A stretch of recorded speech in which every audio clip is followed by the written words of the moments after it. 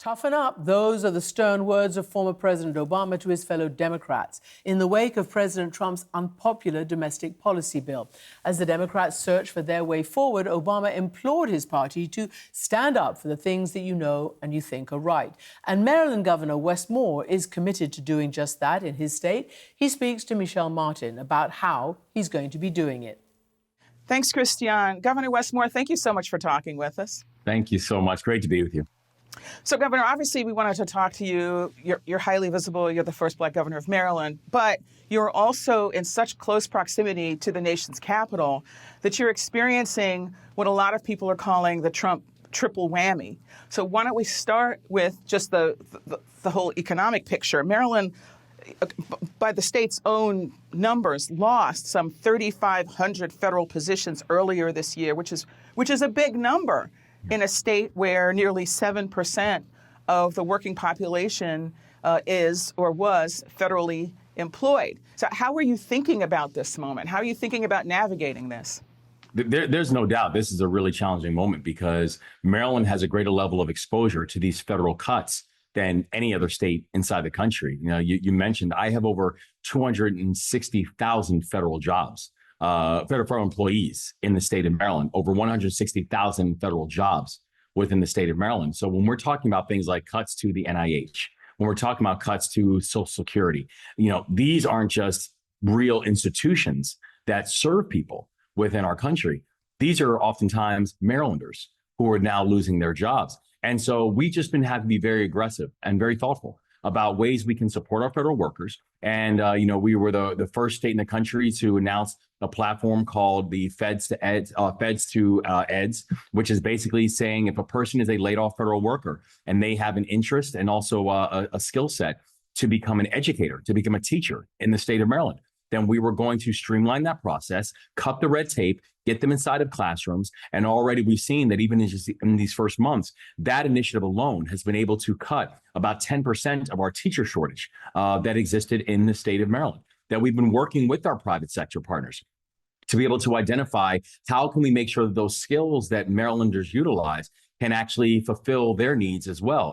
And thus far, we're really proud of the results where Maryland is one of the fastest job growth rates in the entire country, that our unemployment rate right now is 3.2%, which is more than a full point lower than the national average. So I'm really proud that Maryland has really helped to meet this moment, despite the fact that the relationship between the federal government and our states has really been severed. The other thing about Maryland, it's a very diverse state. I mean, it's got urban centers, but it also has rural areas. Right. These Medicaid cuts that are part of the president's sort of big tax and spend bill. Now, the Republicans don't call it cuts, but everybody else calls them cuts because, these work requirements. The working assumption is that these work requirements will cause certain people to be dropped from the rolls, and also just the reimbursement rates. I mean, it's a very technical issue, but the concern is that hospitals, particularly in more rural areas, will not be able to make it. Is that a concern of yours? It's a very real concern. And this is a devastating hit, particularly to our rural hospitals. And you're absolutely right. The number one industry in the state of Maryland is agriculture. And so rural supports, rural hospitals are crucial to our economic growth and our economic advancement, in addition to our healthcare. And, I was actually just recently out in the Eastern Shore of Maryland, speaking to folks, because we just finished making a historic investment in rural hospitals, both in the Eastern Shore and also in Western Maryland.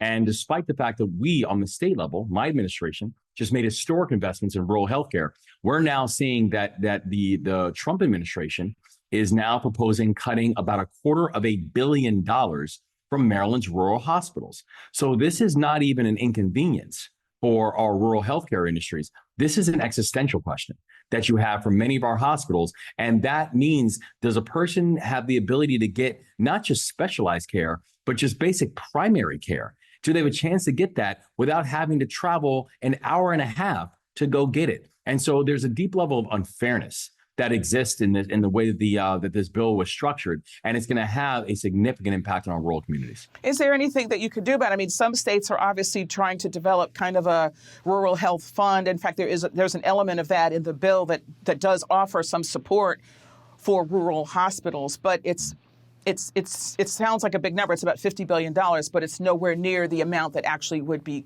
cut. It's like about a third of that amount. So that, again, that's arithmetic, not calculus. So is there any way for the state to make up that difference? Well, you just said it best. It's arithmetic, not calculus. I mean, that fund that was being proposed is almost offensive when you look at that in comparison to the cuts that are then going to happen to rural healthcare. And the truth is that there's not a single state, to include Maryland, that has the resources to be able to make up for when the federal government just decides to cut themselves out of a process. When the federal government basically looks at all of our states and says, you're on your own, and looks at the American people and says, you're on your own. And so this is damaging, and we are getting creative. We will continue to be thoughtful. And as we say in the state of Maryland, we leave no one behind.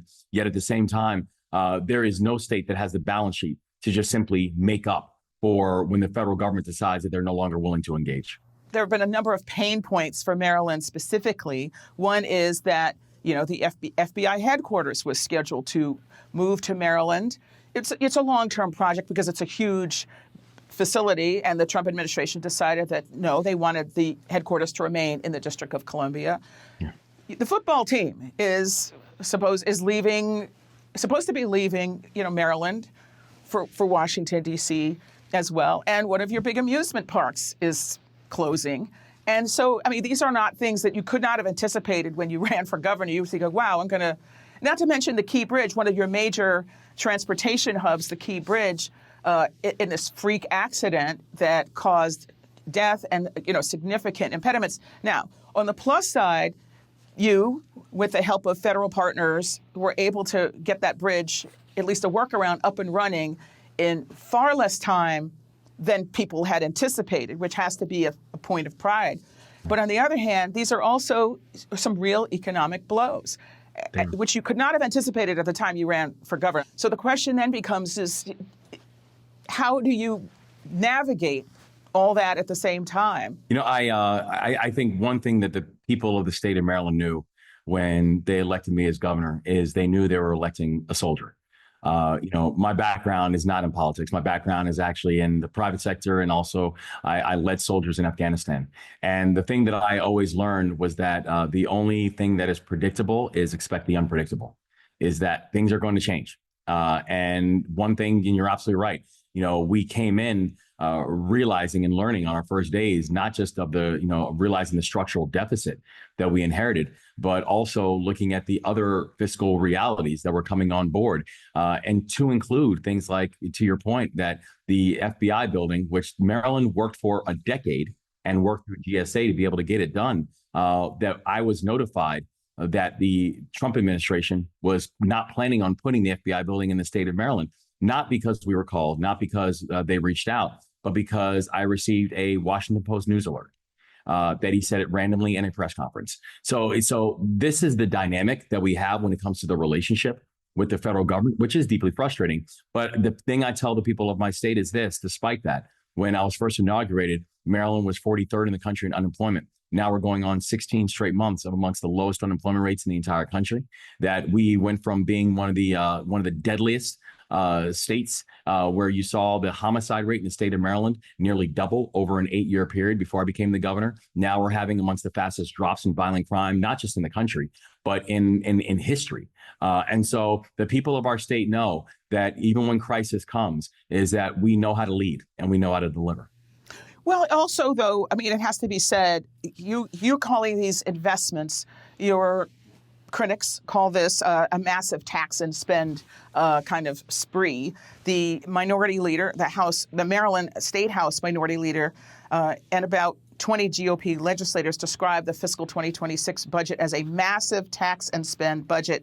And he says that any attempt to couch this as a tax cut budget is just inaccurate. How do you respond to that? I say it's accurate because numbers don't lie. I say that 94% of Marylanders either just got a tax cut or so no change in their taxes at all. The majority of Marylanders, middle-class Marylanders, actually just got a tax cut, and the numbers are irrefutable. And the people who we did ask to invest more, frankly, the overwhelming majority of anyone who saw a tax increase were millionaires. And I do not have an issue. We worked with everybody across the economic spectrum. I do not have a problem asking millionaires to pay a little bit more so we can invest in having the best public schools in the country, that we can pay a little bit more to invest. And so we're not laying off police officers and not laying off firefighters. And we're continuing to lead one of the fastest drops in violent crime anywhere in the United States of America. And so, I prioritize the middle class. And if you look at what happened on the federal side, with the Republican budget, that budget prioritized millionaires. And it literally is the largest consolidation of wealth in world history. That's what they just passed, giving millionaires a tax cut so they could cut benefits for working families. And so in Maryland, I've just decided that we are going to move differently than that we are going to actually make sure we're giving the middle class a break, that we're going to give working families a break. And yes, we are going to ask people who have done very, very well to be able to invest a little bit more so we could have the type of society that each one of us can believe in and each one of us can benefit from. And the thing that we've been able to see is that it works. Forgive me, Governor, is the calculation here that whatever the tax increase is in Maryland is going to be offset by the tax cut on the federal side, so that the higher earners are basically, it's going to be a wash? Is that part of the calculation here? Well, the thing we know is that in this most recent budget in Maryland, there's about $2.5 billion worth of cuts in Maryland's budget. I'm the first governor now in over a decade to actually have 3 straight years of decreasing the size of the general fund, basically decreasing the size of state government. And this is the largest cut to the state budget that we've seen in 16 years. So we've shown a very real measure of discipline and modernization and frugalness when it comes to how government is spending. Yet at the same time, you are absolutely right that the people in Maryland who are being asked to invest a little bit more are also the ones who the Trump administration just said, and here's more money, here's your tax cut. There's always the question of there's what the numbers show, and then there's what people feel. Yeah. Is your argument that these investments, as you consider them, or spending, as the Republicans would say, are going to improve the quality of life in Maryland to the point where people will feel it? Is that your argument? Absolutely. And I think they already have, where you are now seeing, for example, in public education, where our 3rd grade reading scores have jumped 20 states since I have been the governor. That we have now seen how public safety and violent crime has had amongst the fastest drops in our state's history. That we're seeing population increases in Baltimore City. You're seeing the largest population increases that we have seen in recent history. And so I think we are showing that you can be an efficient government. You can streamline, you can focus on modernization, where one of the first hires I made as governor was I actually hired both a chief innovation officer and focusing on modernization. And really focusing on streamlining, cutting costs, cutting waste, fraud, and abuse in a humane way. And so I think people in the state of Maryland are seeing that our investments are actually working, that our strategy is actually working. And yes, at a time when the federal government is forcing increased prices on everything for working families, we believe that working families and middle-class families actually deserve a tax cut. So let's talk about that homicide drop in Baltimore. I mean, the city recorded just 68 homicides through June, the lowest in 50 years. That's like a 23% drop from just the first half of 2024. Now, obviously, you're not the mayor, of Baltimore, but what do you attribute that decline to? What do you think was the state's role in this? Well, I think, the state played a really important role, especially when it came to coordinating with our local leaders and the mayor and the state's attorneys and local law enforcement. We made the largest investments in local law enforcement in our state's history, that we've invested in predictive analytics and technologies to be able to stop crime before it happens. And if someone commits a crime, particularly with a violent crime with a handgun, I want them in handcuffs in 24 hours. And we've been able to invest in community intervention groups and stop retaliatory violence. The most violent year recorded in Baltimore's history was 2022, the year before I became the governor. Now, the least violent year in recorded recent history is now 2025, 2 years into our governorship. And so we've been able to fundamentally break the back of violence. That sounds like a correlation, not a causation. I'm asking you, what's the cause? Well, I think the cause is that we've actually started working together. And so we put more boots on the ground. We've invested in local law enforcement. We've been able to invest in technology, that we've been able to put we're one of the few states that actually puts capital into the U.S. attorney from balance sheet, that we've been able to focus on juvenile justice reform and be able to have real focus on supporting and elevating our youth and focus on issues of poverty and employment. And so I think we've been able to take an all of the above approach to include the fact that we've been able to put, additional $50 million into the Baltimore Police Department. Those type of things do make a market impact. And I think you've been able to see where we have gone from in 2022, the most violent year in Baltimore's history, to essentially now having the last time the homicides rate were this low in Baltimore City, I wasn't born yet. And you're seeing it not just in Baltimore City, you're seeing it all across the state of Maryland. So it's really encouraging results, but we also just know we're not done yet. Before we let you go, what do you see as your role right now, particularly at a time when Democrats, on the whole, nationally, are not that happy with their leadership? They don't feel that they've taken an aggressive stance in addressing the things where there are strong disagreements with the Trump administration. Many people don't think they've been effective in opposing things with which Democrats profoundly disagree. Do you see yourself as having a particular role right now? What do you think it is? Yeah, I mean, I think my role is to do what we're doing, which is delivering results for the people of Maryland. That's why they elected me. They did not elect me to revive the Democratic Party. They did not elect me to be able to, talk about things that should be happening in other places. They elected me because we could do things like have record drops in violent crime. They elected me because we could have things like record drops in unemployment. They elected me because we could focus on making Maryland the first state in the country that now has a service year option for all of our high school graduates. And as you mentioned earlier, that we could, be able to accomplish a clearing of the federal channel after the Key Bridge collapse in record speed. I think the people are seeing that in the state of Maryland and in my administration, we don't do no and slow. We do yes and now. And we make sure we're providing real opportunities to provide pathways to work, wages, and wealth for the people of our state. And so the fact that people around the country are paying attention to the results that we're driving in the state of Maryland is very humbling.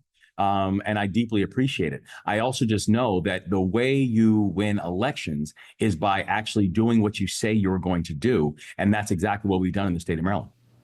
Who do you like for president in 2028 as a Democrat? Thoughts? I think right now, for anyone who is paying attention to 2028, it means you're not paying attention to 2025. We've got real issues going on right now. We have essentially a full assault that's taking place from our federal government on the people of our state, on our federal workers, on families with disabilities, on our seniors, on our students. And so I think anyone who is paying attention to what's going to happen in 2028, they're not paying attention to what's happening right now in 2025. Is this job what you thought it would be? I love this job. I love this job because it's having a chance every single day to make policies that you have thought about, dreamed about, and have a chance to see them in action is really exciting. And again, we spend all of our time out in communities. Out in neighborhoods all over the state, Western Maryland, the Eastern Shore, everywhere in between. And to see the people of our state knowing that they have a fighter and excited that they have a fighter as their governor is just very humbling. Governor Wes Moore, thank you so much for talking with us. Thank you.